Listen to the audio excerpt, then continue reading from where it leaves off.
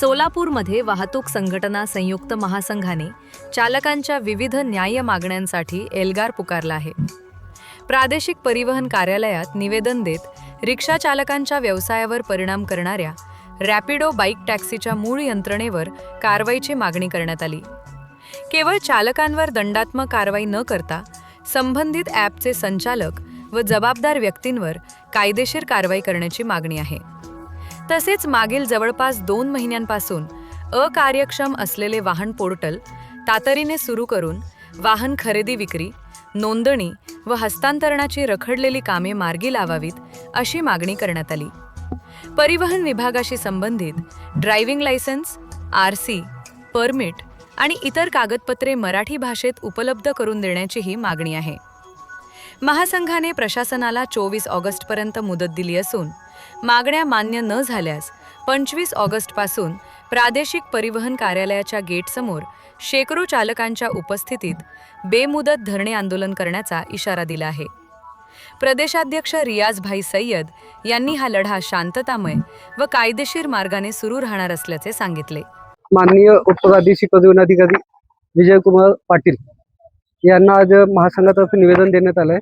निवेदनामध्ये प्रामुख्याने 3 विषय आम्ही महासंघाने पूर्ण मीटिंग घेऊन आणि एकमताने 3 विषयांवर सखोल प्रशिक्षण करण्यानंतर आम्हाला कळाले की हे 3 विषय जे जनतेचे आणि चालकांचे निगडीत आहे आणि चालकांना जे त्रास होत आहे त्या त्रासाला दूर करण्यासाठी आज निवेदन देण्यात आले आहे. त्यामध्ये प्रामुख्याने बाईक टॅक्सी ज्यामुळे बाईक टॅक्सीमुळे आज रिक्षा चालकांचा पूर्ण व्यवसाय उद्ध्वस्त झालेला आहे, त्यांचे कुटुंब उद्ध्वस्त होण्याचे उंबरठ्यावर आहे.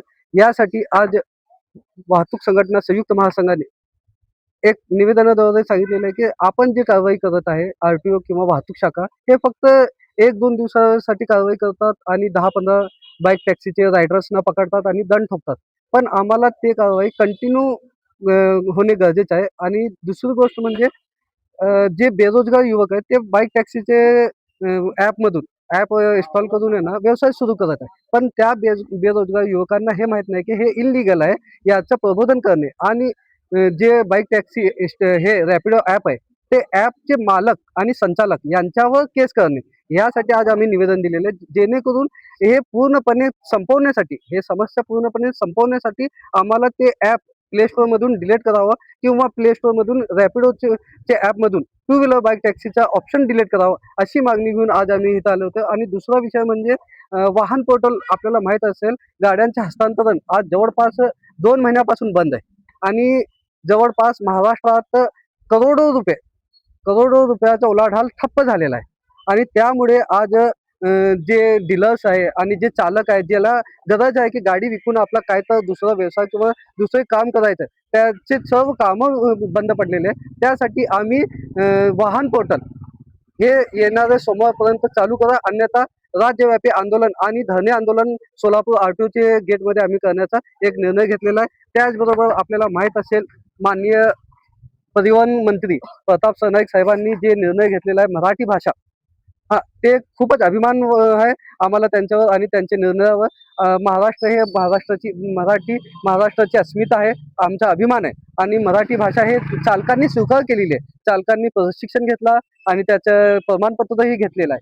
पण आम्हाला एक खंत आहे की माननीय परिवहन मंत्री साहेबांनी जसे चालकांवर निर्बंध लावून चालकांवर कठोर सक्ती लावून मराठी सक्तीची केलेली आहे त्याचप्रमाणे प्रशासन आणि आरटीओ विभागात परिवहन विभागात जेही कामकाज आहे जेही कागदपत्र आहे ते सर्व कागदपत्र आम्ही मराठीमध्येच आम्हाला मिळावे अशी विनंतीचं एक निवेदन आज देण्यात आलेलं आहे. परवाना असो, लायसन असो, फिटनेस असो किंवा आरसी बुक असो हे आम्हाला मराठीमध्येच पाहिजे. का म्हणजे मराठीला योग्य स्थान मिळणे म्हणजे कागदपत्रावर मराठी भाषेचा उल्लेख असणे.